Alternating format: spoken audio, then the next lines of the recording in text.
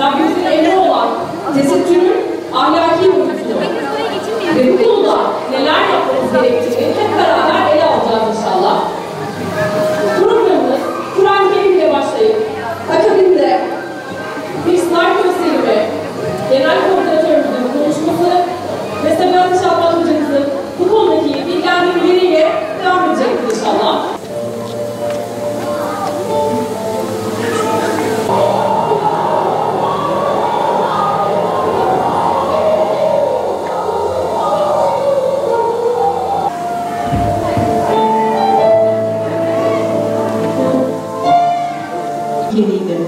Eğer bir şeyi değiştiremiyorsan kendine çek ve kendini şekillendir. İşte şu anda tesettürümüzü onlar şekillendiriyorlar. Nasıl giyeceğimizi, neyi tercih edeceğimizi onlar belirliyorlar. Tesettürün ruhundan, anlam ve amacından çok uzak kıyafetleri bize tesettür diye ne yapıyorlar? Dayatıyorlar. Ve toplumu bu şekilde buna alıştırıyorlar. Bu konuda çeşitli kampanyalar düzenliyorlar.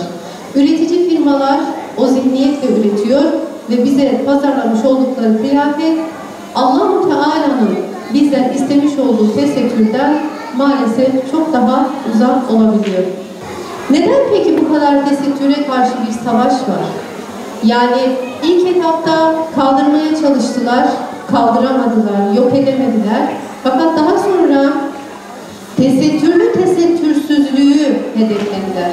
Yani kadın kendini tesettürlü zannedecek ama tesettürün ruhundan, anlam ve amacından uzak kıyafetleri giyecek. Neden bu kadar savaşıyorlar tesettürle? Çünkü kadının hayasıyla savaşıyorlar.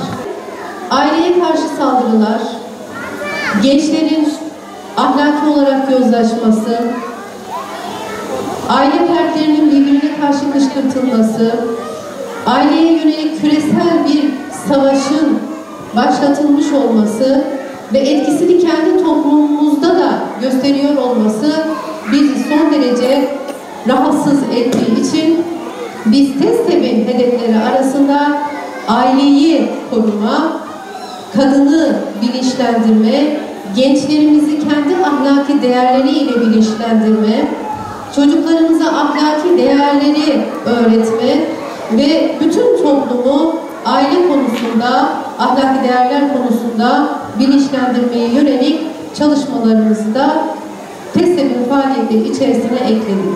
Yüce Rabbimiz Ahzab suresi 59. ayette şöyle buyuruyor. Ey peygamber, hanımlarına, kızlarına, müminlerin kadınlarına söyle, dışarı çıkarken dış kıyafetlerini üzerine alsınlar. Bu onların özgür oldukları bilinmesi ve tanınmamaları için daha uygundur. Adem Aleyhisselam yaratıldığı zaman biliyorsunuz ezeli ve ebedi düşmanlığını ilan eden iblis ve dostları, şeytan ve dostları o zaman baş kaldırarak ben insana yani Adem'e yani insanoğluna saygı duymayacağım. Ben ondan daha hayırlıyım diyerek baş kaldırmış ve ondan sonra da lanete uğramıştı. Hazreti Allah Azze ve Celle Adem ile eşini cennete yerleştirdiğinde şeytan ve dostlarının amansız savaşı daha yaratılışımızda başlamış. Ondan sonra da acaba biz bunların ayaklarını cennetten nasıl kaydırırız kaygısına gitmişti onlar. Şeytan aleyhine elinden gelen bütün numaraları, bütün propagandaları, bütün organizasyonları sergileyip Adem'e yasak kılınmış olan ağaçtan yedirtti. Önemli olduğunu düşünüyorum. Adem'e yasak kılınmış olan ağaçtan yedirtti. Ama ağaçtan yenilince Taha suresi 121. ayet-i kerime bunu bize söylüyor. O yasak ağaçtan yediği anda üzerine ikisinin de hemen ayıp yerleri açıldı. Ayıp yerleri açıldı. Allah'ın yasaklarına irtikap edenlerin iffet perdesinin yırtıldığının tam delili burada işte. Ayıp yerleri açıldı ve onlar hatasını anlar anlamaz cennet yapraklarından tekrar ayıp yerlerini örtmeye gayret sarf ettiler. Aynı savaş yeryüzünde de devam ediyor, edecek, kıyamete kadar da edecek. Çünkü hak ve batılın savaşı insanın yaratılışıyla başlamıştır. Yeryüzünde hayasızlığın en önemli yolu ahlakı, özellikle de tesettür ahlakını, özellikle de iffeti parçalamasıdır şeytan ve dostlarının gayesi. Çünkü iffet elbisesini parçaladıkları zaman, çünkü ahlaki hususları zafiyete uğrattıkları zaman kendi saltanatlarını sürdürmek daha kolay olacaktır.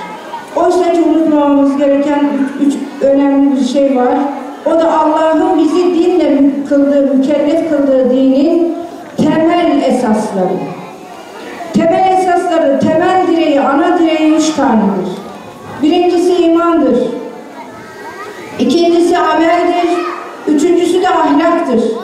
Bu 3 direk sağlam olmazsa değerli arkadaşlar, bir kimsenin dinini ayakta tutması mümkün değildir.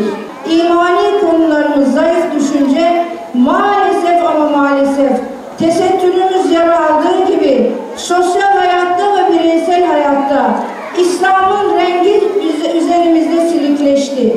Oysa ki Allah Kur'an-ı Kerim'de sıbgatallah ve men ahsenu minallahi sıbga, Allah'ın boyasıyla boyanın, Allah'ın boyasından daha güzel boya yoktur diye beyan etmiştir. Oysa ki biz şimdi özellikle tesettür açısından konuşacak olursak emri Allah'tan alıyoruz fakat tesettürümüze moda boyası sürüyoruz. Emri Allah'tan alıyoruz, tesettürümüze çağdaşlık dedikleri şey her ne menemseyse onun boyasını sürüyoruz. Emri Allah'tan alıyoruz değerli arkadaşlar, tesettür ahlakına, iffet ahlakına şeytan ve dostlarının söylediği boyaları sürüyoruz. Böyle olunca da maalesef duruşumuz zayıflıyor, maalesef rengimiz silikleşiyor, maalesef rengarenk olma durumuyla yüz yüze kalıyoruz. Eğer biz rızaya ulaşmak için bir gayemiz, bir derdimiz olsaydı değerli arkadaşlar, değil örtü, Allah bize çuval giyin dese giyerdik. Allah bize deseydi ki çula sarılın, çıkın dışarı, çıkardık. Neden? Çünkü bizim bir derdimiz var, o da Allah'ın rızasına ulaşmak. Allah'ım yeter ki sen razı ol. Yeter ki sen razı ol ya Rabbi. Tesettür sadece giyim değildir. Giyimin ölçüleri sadece tesettürün bir parçasıdır. Önemlidir ama bir parçasıdır. Tesettür sadece giyim değildir. Giyim, hicabın sadece bir parçasıdır. Bunu sakın unutmayın. Ben Doğu Türkistan Uyumlu Türk kardeşliğiyiz. Doğu Türkistan'da büyüdüm. Doğu Türkistan'da doğdum, orada büyüdüm. Doğu Türkistan, Sultan Sakız Burhan'ın, Kaşgarlı Mahmud'un, Yusuf Has Hacib'in yaşadığı bir yurttur. Şu an hala Çinlilerin işgali altındadır. Onlar 60 sene boyunca bizim ibadetlerimizi, namaz kılmamızı, Kur'an okumamızı, çocuklarımızı dini eğitimle yetiştirmemizi yasaklıyorlar. O eğitim kamplarında onlar beyin yıkamaya çalışıyorlar. Rabbimizi, Allah'ı inkar eden kelimeleri mecburen söyletiyorlar.